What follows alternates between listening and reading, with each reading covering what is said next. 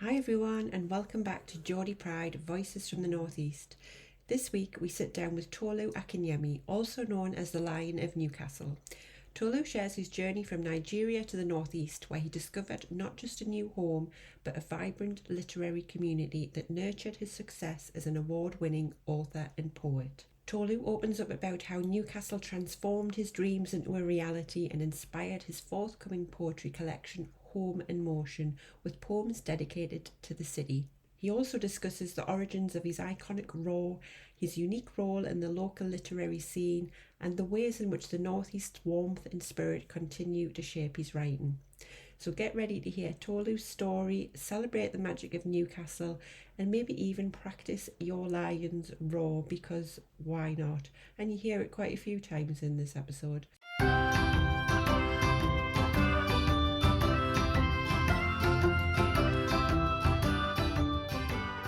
You're listening to Geordie Pride, Voices from the Northeast.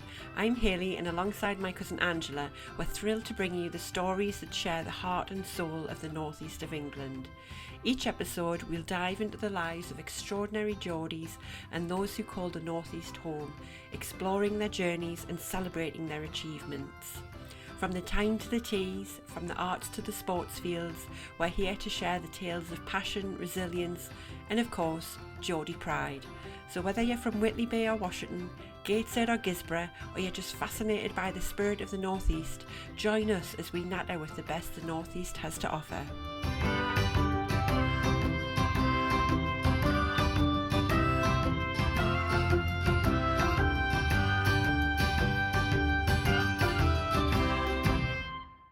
Hi Tolu, welcome to the show. Thank you so much for joining us today. Raw. What an entrance! I love it. I love it. We've not had that as an entrance before. Raw. So why don't we start there? Why don't you Yeah. tell us why you're roaring like a lion and tell us a little bit about yourself and how you ended up in Newcastle? It's a pleasure to be here talking to you today. And yeah, I think it's very fitting that I started with that raw. I am known as the Lion of Newcastle, and I came to Newcastle in 2016. And I came to Newcastle for work, and I never knew that Newcastle will be this beautiful city where I will find my own unique role, a city that helped me to form my dreams, where my dreams became valid. Newcastle became a legacy defining city for me. And I know that when the story of my life is being told, there's no way Newcastle will not feature prominently in that story, because this is where I found a name, a raw, and a literary legacy as well. As the author of 22 books, I have won awards. I have a forthcoming title, which is titled Home in Motion, which is like the full circle motion for me, that I found home in Newcastle, and it's been a beautiful author story. So I came here in 2016. I came to Newcastle for work, but it ended up being a beautiful author story. I wrote my first book published in 2017, titled Dead Lions Don't Roar. And anytime I went out to perform, I would encourage the audience to roar together with me. And everyone just buzzing, the roaring everywhere, everywhere is electric. Then subsequently, as the months rode by, the years rode by, people would see me. Oh, the lion is here, the Lion of Newcastle is here, and everyone is roaring. When they see me, the energy in the room is alive, everywhere is lifted. Yeah, so Newcastle is a city where I found my own unique role, my own unique voice, and my own unique talent. And I'm grateful to this city. And today I'm here as well as one of the pride, a Geordie pride as well myself, because Newcastle means the world to me. Oh, that's amazing. What brought you to writing? Yeah, so writing for me was more of I was first a reader before I became a writer. So fortunately, my dad studied English and Literary Studies at the university in Nigeria, one of the prestigious university back home in Nigeria, University of Ibadan. So I was exposed to so many books, so many African literary books, the likes of Chinua Achebe, Wole Soyinka. We had like Buchi Emechita. We had a lot of like literary icons. Their books in the house, Cyprian Ekwensi. So mainly African writers, Dio Fagunwa. So I had this early introduction to literature on the home front. So I was inquisitive. I used to read a lot. Then from there, I started journaling as well, taking account of events happening around the world. Then I wrote a screenplay when I was in junior secondary school. And when I went into university, I was very active at the university as well. I used to write finance articles. Then I had my own personal blog. I used to write blog posts to motivate people, write essays. So that was a combination of that. Then sometimes in 2010, I think I just started writing poetry, and people were coming to my blog at the time, toluakinyemi.com. Oh, we love your poetry. We love reading your work. And so from there, everything just blossomed. I came to the UK in 2010 as well, September 2010. And I still continued writing on my blog. So it was more of like a even when I started working, I was still writing and writing. So it just became a natural thing for me to publish my first work in 2017. And here we are in 2025, 22 published books, multiple awards, and a forthcoming title. Raw. That's all just rolls randomly. It's just, I like it. You mentioned your forthcoming collection, Home in Motion, and you've mentioned that that's dedicated to Newcastle. Can you talk a little bit about that? What it's going to be? What exactly was the inspiration in Newcastle behind it, and what it's going to look like?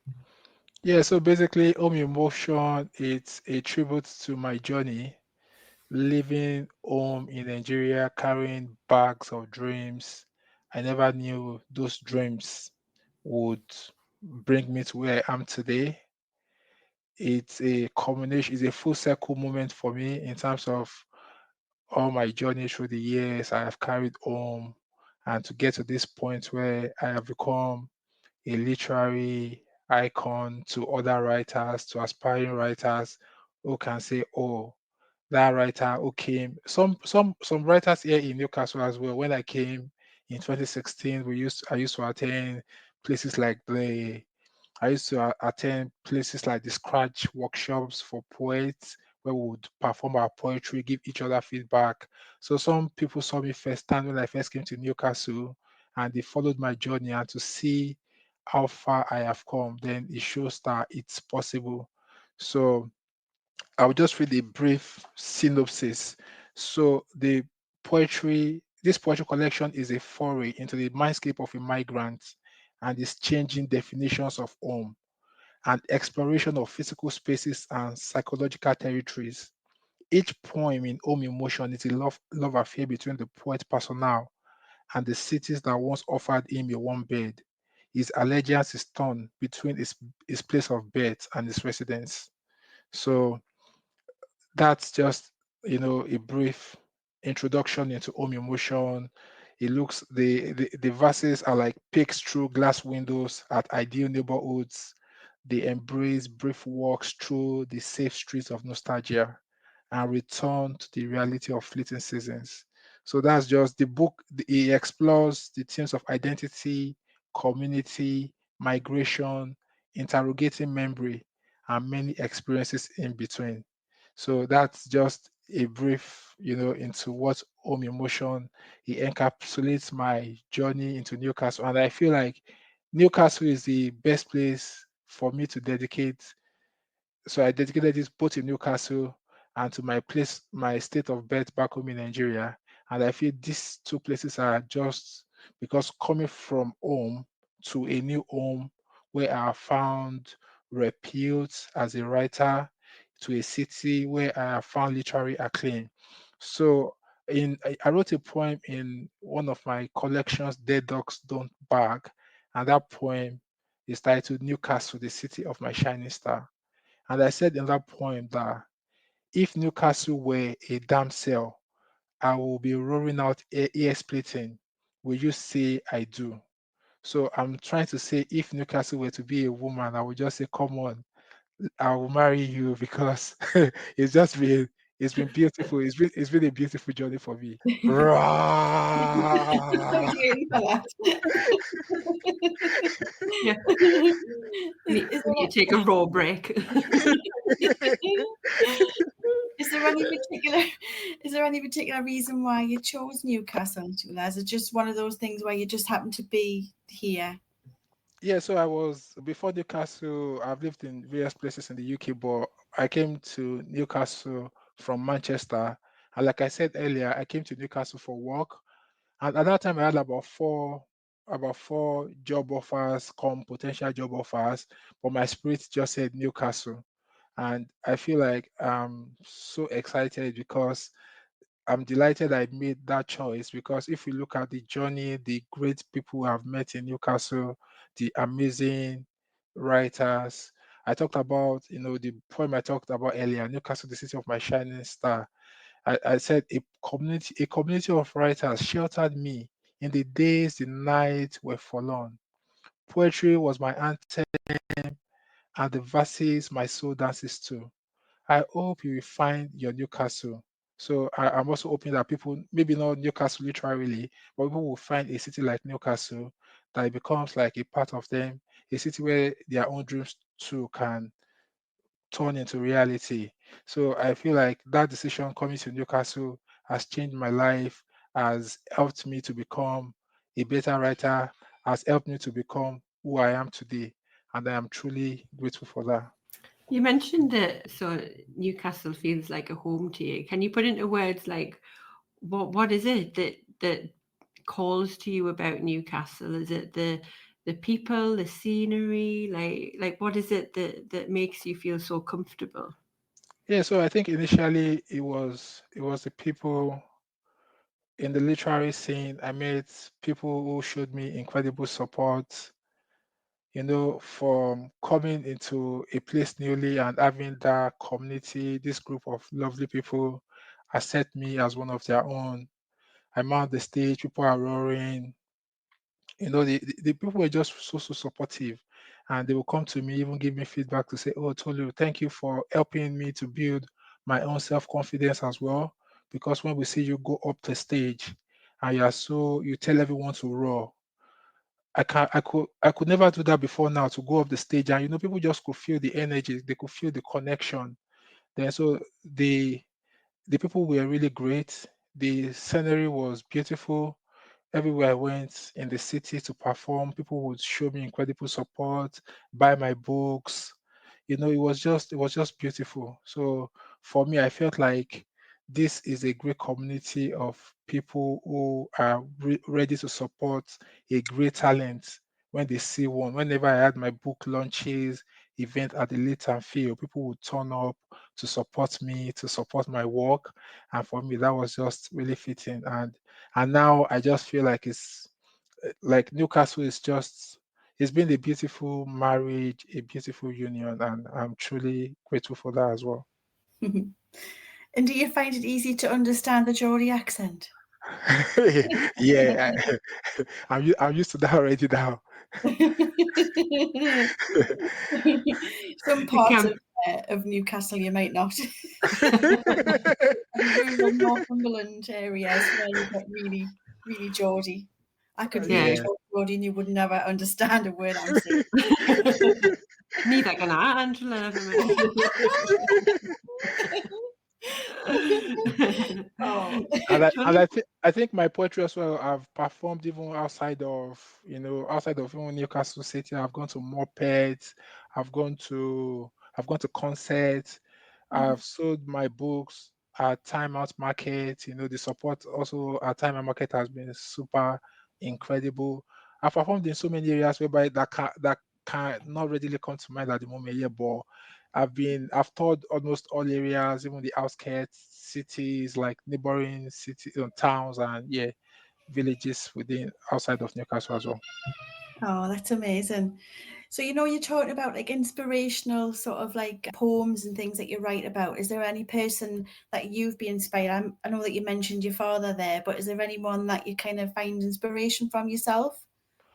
Yeah, so I think in terms of inspiration, there has been like couple of Nigerian writers. The first Nobel laureate in Nigeria, Professor Wole Soyinka. So it was this iconic figure that I used to look up to growing up, and I think many of us young writers or writers that are now becoming even older now, we used to look up to him when we were younger as well because it was this iconic figure, the first, imagine being the first Nobel laureate in the whole of Africa. And, so that was so amazing. So it was one person that I saw as an inspirational figure that, yeah, that if he could do or go on to achieve all that he has achieved, then I also someday I can also go on to become an iconic figure within the literary sphere. Yeah, so it's someone that I've always looked up to. I've admired him. He's aged gracefully as well,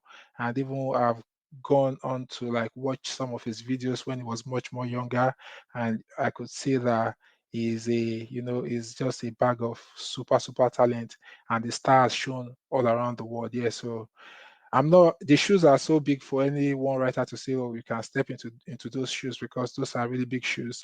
But we are trying where we are today.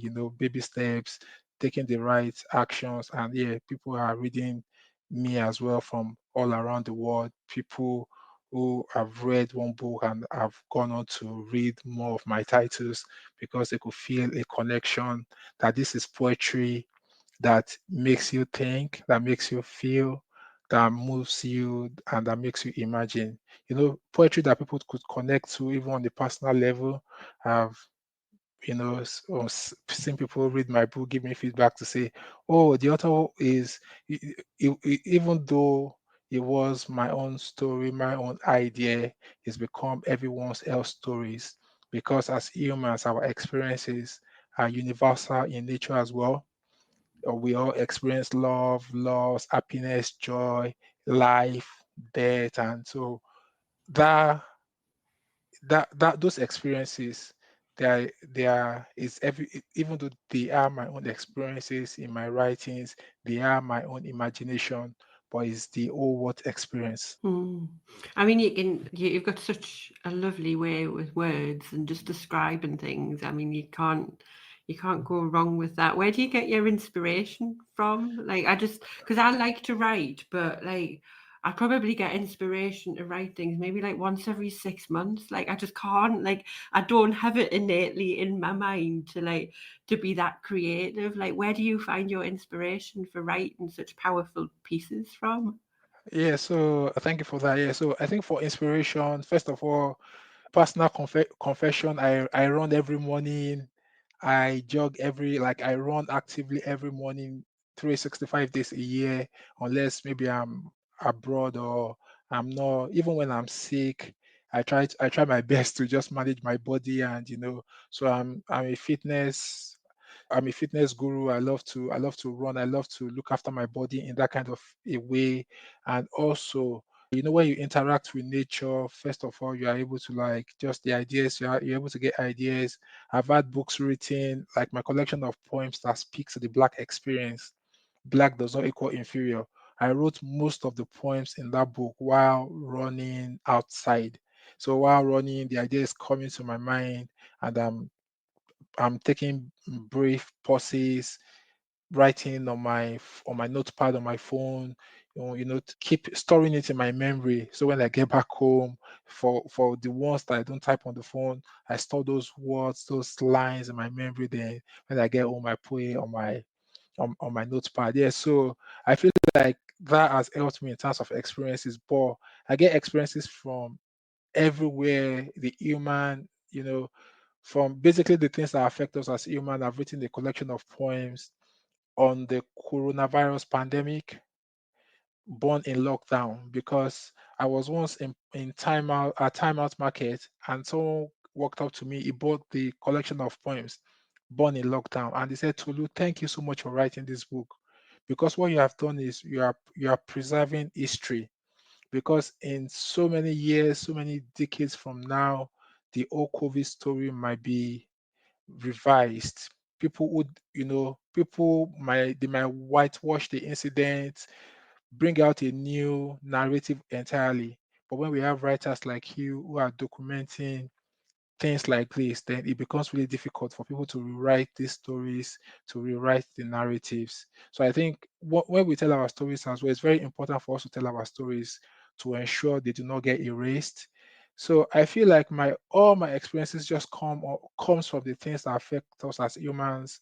I've written the collection of poems titled "On the Train to Hell," poems of sadness and grieving. And people who have read those poems said it touched the core of their soul.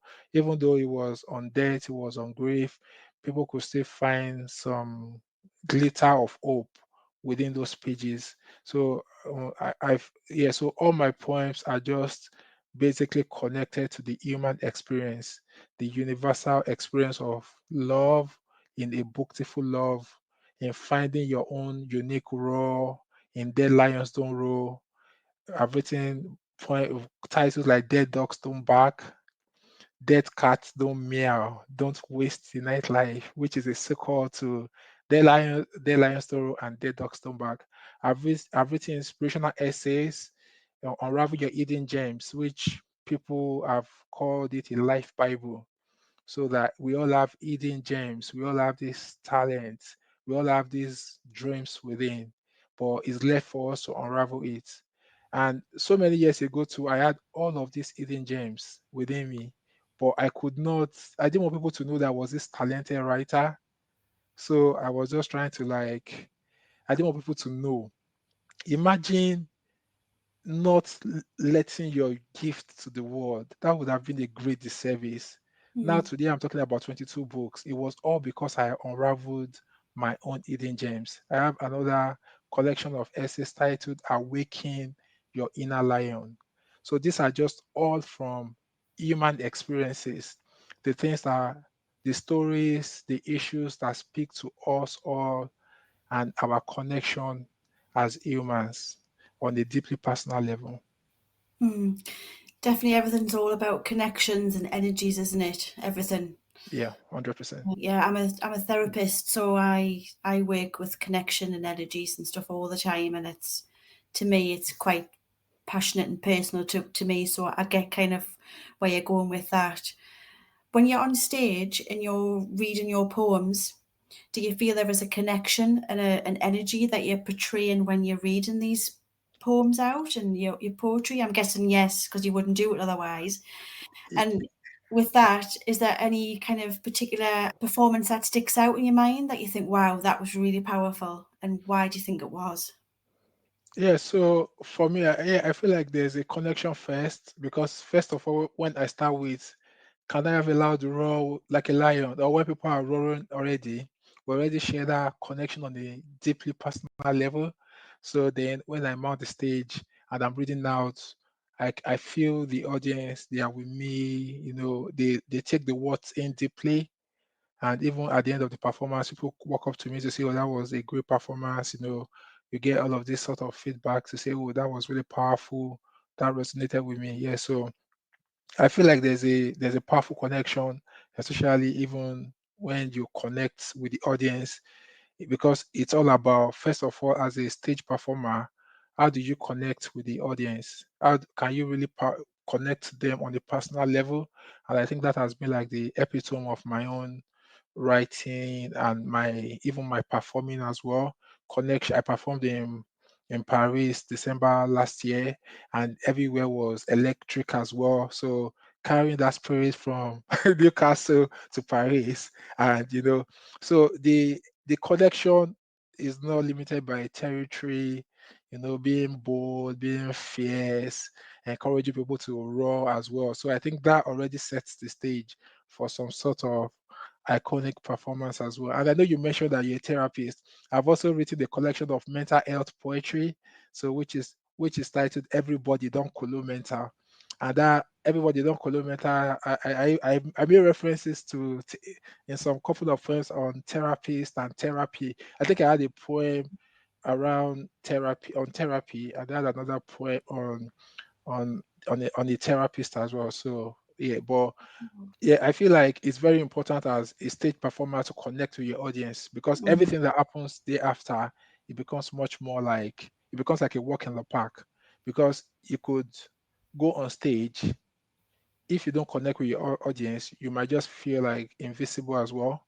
So I think he encourages people as well, when they see me on stage, connecting with the audience on a personal level.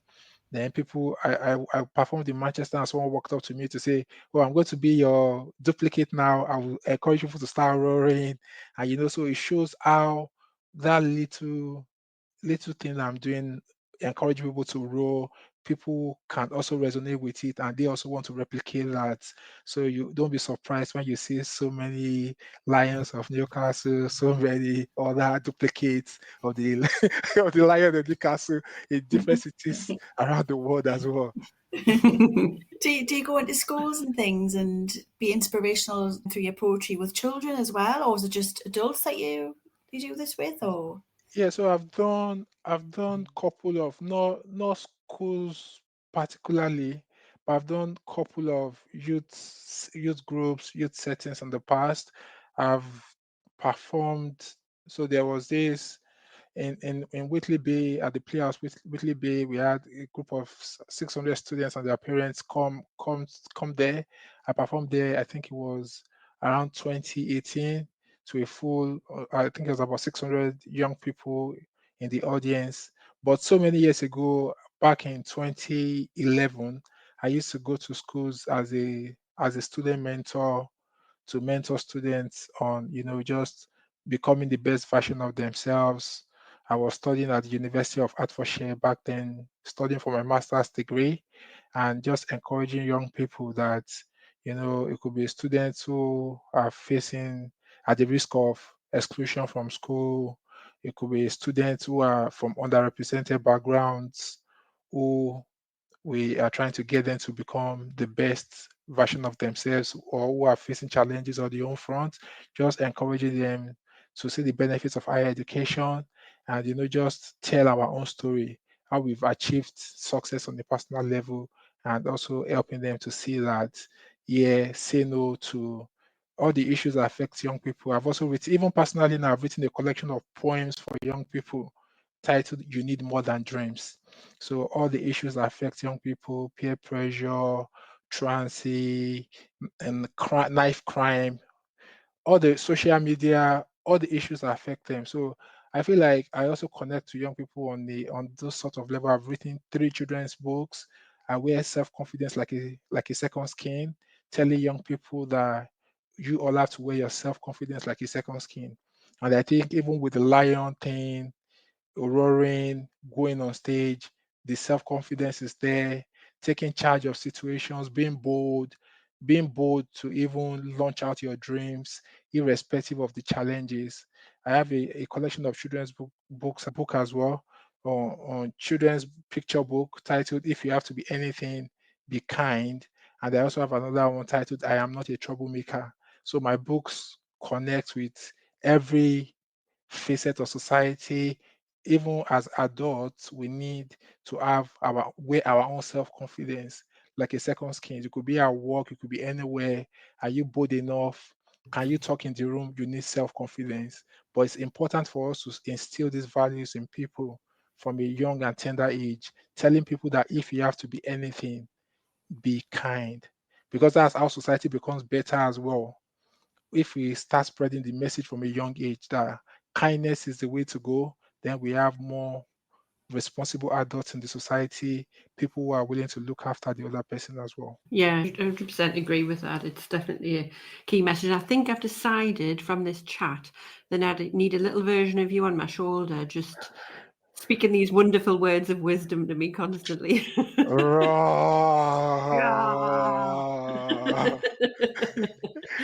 then you should get t-shirts printed with a lion on. Yeah, I should. I should. I've had couple in the past there, but yeah, I need more. I need to showcase the Lion effect, the great Lion of Newcastle. What does that feel like actually? So like you're not like born in the northeast, but you've come here and you've made a place for yourself in the northeast, and you're known as the Lion of the Northeast. Like, how does that feel like for someone who just came here 10 years ago? And like, you must feel so special to be like regarded and considered in such a good manner. Yeah, it feels really great, to come to Newcastle and from nothing, from obscurity in that sort of way, like in arriving Newcastle to literary acclaim. And I think it's also a testament to the city of Newcastle itself. And I think there's no better way to celebrate that than to read this poem from Home Emotion, which is titled "This is Our City." This city knows my name, bore my pain. This was the spool from where dreams were woven with kindred. We are building castles on the Tyne. This bridge, a floating art, crest of imagination, a symbol of our transcendence. This is our city, Newcastle City, where anyone from anywhere can crystallize into a finished work of art. So that's one. And the second one is titled I Pledge an Oath of Allegiance to Newcastle upon Tyne. Arbor of dreams, luminous as the night skies, Geordie stamp, the seal of approval. There's a fire in my belly, creative powerhouse. We shape shift imaginary things through blurry spectacles. When words fade and fail, when the bones are like shadows and the ink no longer spills. Let this wall, this page be a remembrance of my allegiance to Newcastle upon Tyne. Yeah, so I feel like Newcastle is that city where anyone from anywhere can crystallize into a finished work of art. So I think that's just a fitting tribute to all of the things that I've achieved in Newcastle, from coming from zero published works to all of these books, these awards, and this acclaim. So Geordie Pride, rah! That's what we need my new introduction to be, just Geordie Pride in a giant roar. No, they were lovely. Thank you for sharing those. I know it for me. I love. I've got a little poetry book that I've had for many years, and if I'm ever feeling kind of anxious or stressed, I just go and pick it up and I thumb through it. So I find it really relaxing listening and reading poetry. And that was lovely. It's a great tribute to the northeast and Newcastle in particular, because yeah, I agree with you. It's such a wonderful place, and I think we're so inclusive of everybody. And the fact that you've been able to come over here and show us and be vulnerable with your poetry, and you've been so successful, I think says a hell of a lot. Have you got a favourite place in the whole of the northeast apart from Newcastle?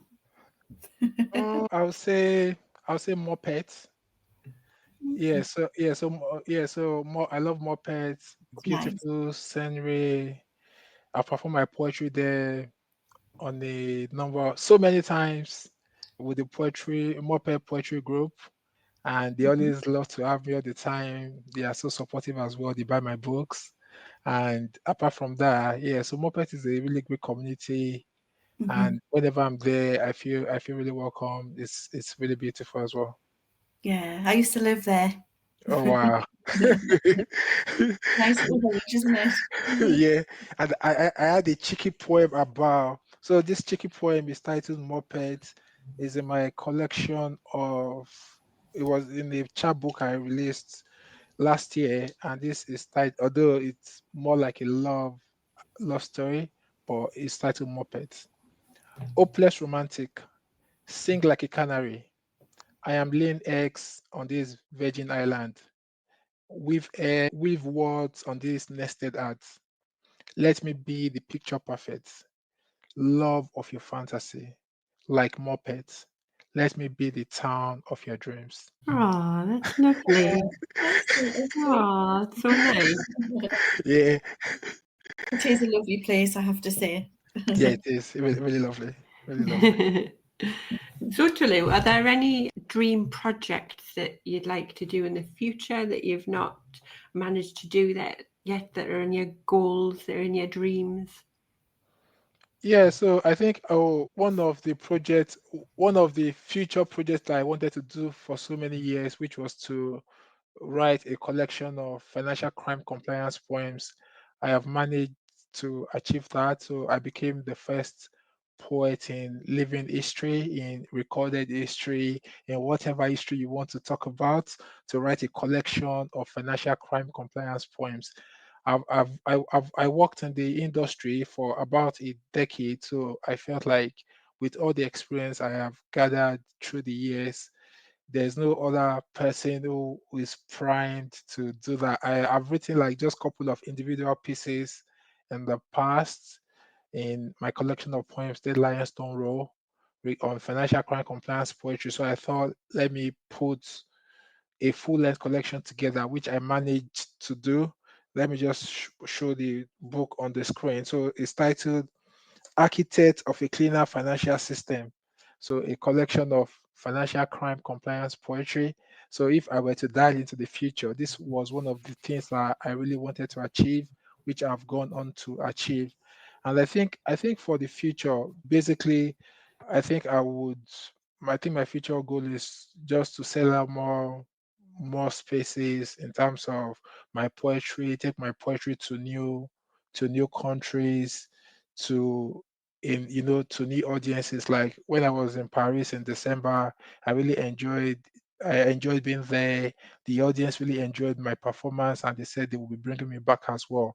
So those are the sort of experiences that I love, just to connect with people on a more global basis, like travel the world.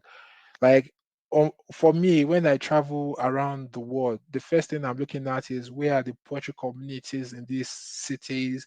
Where are the writing communities? I always love to connect with writers.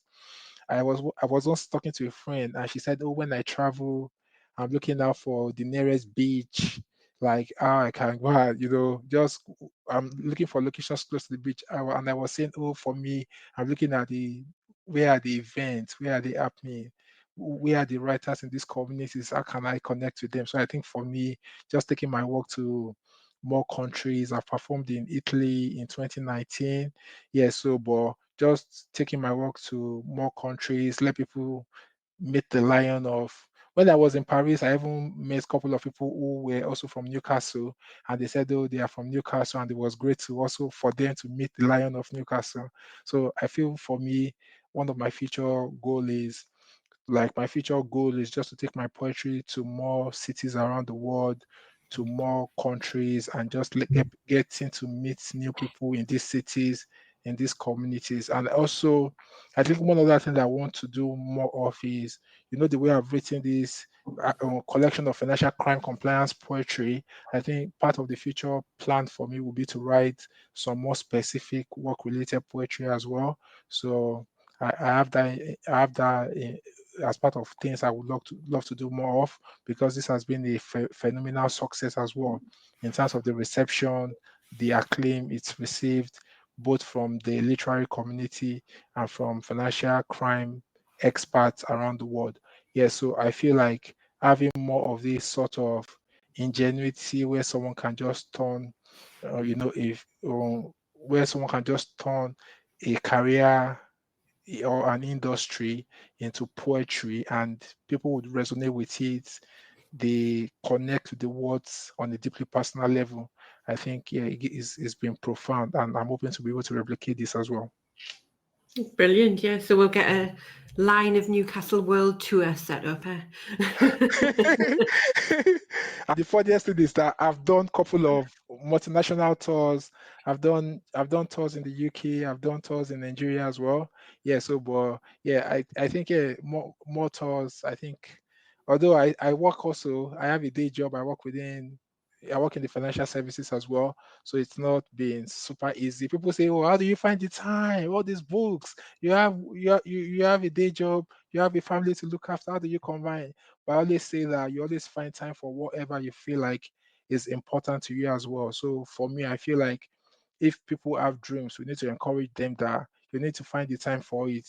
Every day I try to eat, you find food for your body. If you are thirsty, you drink water, you take a glass of drink or wine, is because your body needs those as well. So if you have dreams, you have things you want to achieve on the personal level, then I think it's also very important for you to find time for those as well. Definitely, definitely very inspirational. For all our lovely listeners out there, or our watchers, for those who want to explore poetry, writing, and things like that, what would you say to them to get started? Are there any top tips or anything that you kind of would encourage someone to write? What would you say to that? Yeah, for me, I always say start anyhow,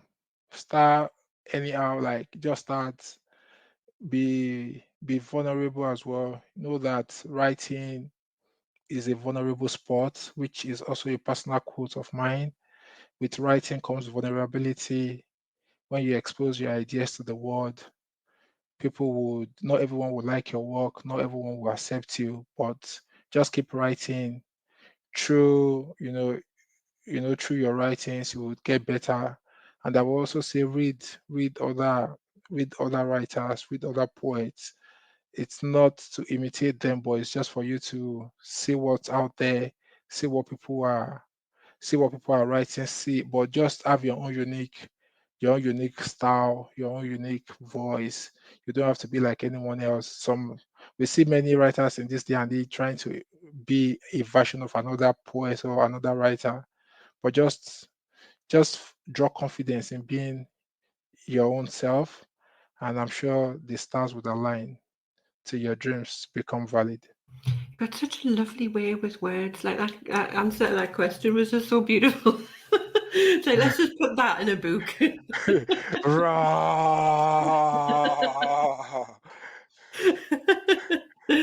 Right, so I think it's a great point for us to start with the quick fire questions. Angela, do you agree? Definitely. Shall I go Yeah. first? Yeah, you go first. Go on, you pick one. Right. Oh, right. I would say, what's your favourite iconic landmark within the Northeast? Yeah, so I would say the Angel of the North. Yeah, so yeah, Yeah, I think I've written the poem around that as well. Yeah, so yeah, the Angel of the North, it's for me that's iconic, and yeah. yeah. Had the football T-shirt on for the weekend from a classmate. Yeah, I saw that. Have a one. I saw someone make a comment saying, "Oh, it's nice to see that they found Dan Burns' Newcastle shirt, leaving it on the angel. It's about the right size, so yeah." Right, next one. You're going for a day out in the northeast. Which do you prefer, the northeast coast or the northeast countryside? Hmm, I'll say the Northeast Coast. I love the countryside too, but I'll say the coast because that gives me like some sort of serenity. Yeah, so just, I can commune more with nature. As a poet as well, I draw into that warmth in the coast. Yeah, but I love the countryside. But at times it's just that maybe when I'm driving alone at the countryside, I get to be like, yeah, but I also live close to like a countryside area anyways. Yeah, but I love the coast. I draw strength from its warmth and yeah, the beauty, the serenity, and that's what every writer wants. Yeah, so I go for the coast. Do you have a favourite beach? I say Whitley Bay. Whitley Mm, Bay. yeah, it's nice Yeah, that one. Nice one. I've written a poem about that as well. Yeah, so shows you how much I love it. And this one, what does Geordie Pride mean to you in 3 words? Strength, okay, strength, resilience, dreams. Good, excellent. I love it. Thank you. Yeah. I like that. What's the one thing for you that makes the Northeast special? The people, the great people. Yay! We are ace. Hey, the people. I can scream that to the rooftops. Good answer. He knows his audience, doesn't he? Oh, definitely. And then last question, which is our iconic question to everybody, is what is your Greg's go-to order? My go-to order is sausage rolls. Sausage rolls. Yeah.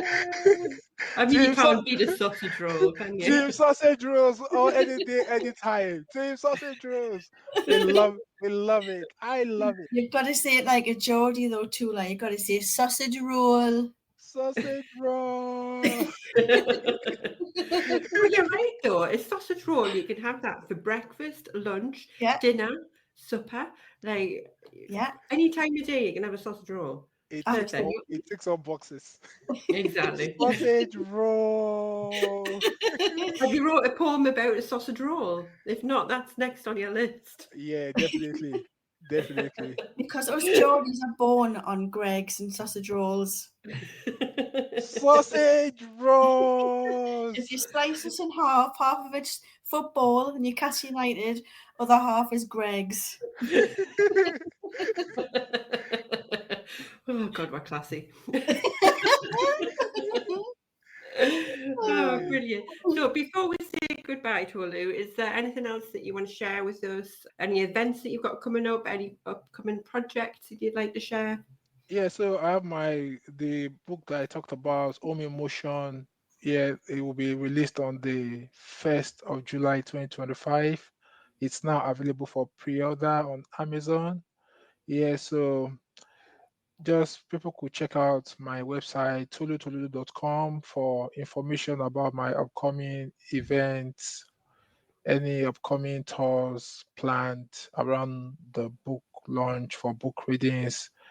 I'm also on social media on Instagram at Tolu Toludo, and I'm on Facebook at Tolu A Akinyemi. I'm also on X at Tolu Akinyemi and at Tolu Toludo. My website, tolutoludo.com, and my blog is toluakinyemi.com. So people could connect with me on all of these platforms. Yeah, but if you check out my website, tolutoludo.com, every information you need about me, my upcoming event performances will be found on there. But my books are available to pre-order also on my website, tolutoludo.com.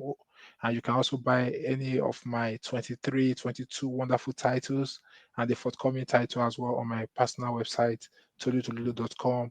Also available on Amazon for pre-order and also to buy my other titles as well. Super, that's great. And we'll put all of those links in the show notes so people can just hop right in there and have a look and find out everything that Tolu's doing near you. Follow him, look out for those books and that new one coming out in July as well. And I just want to say thank you so much. It's been a pleasure listening to you. Just the words that come out of you are just so, like, it just transports me to different places and different feelings and emotions. And it's just, I think that's what's very magical about your work. So I'll be definitely checking out that 1st of July book that's coming out, and I'll be signing up for it. Come on, Angela, join in. Geordie Pride! Yeah. Thank you so much for joining us on the podcast, and we've loved chatting to you. And everybody follow Tolu on social media. Take care, everyone. Thank you. Thank you for having me. Bye.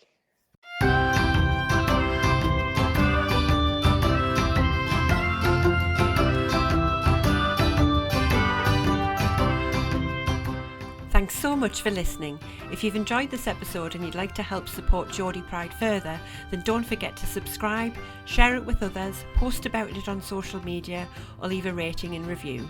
To catch all the latest from us, you can follow us on Instagram at Geordie Pride. Until next time, keep that Geordie Pride shining bright.